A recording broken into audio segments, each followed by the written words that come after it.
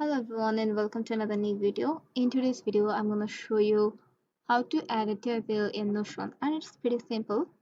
So in first step, just go to your Notion application, and in the private section, choose the file where you want to add a table. I tap on that plus icon and you just need to scroll a bit down. You can see these table options. Simply tap on here. So as you can see, this is our table.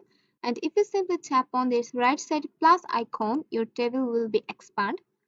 And if you just simply tap on this down plus icon, your table will be expand. So you can always expand your table as much as you need. And in here you can see some of options: header row and header column.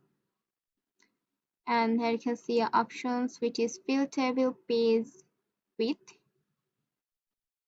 So you just need to simply type here anything, so you just need to add. So it's pretty simple.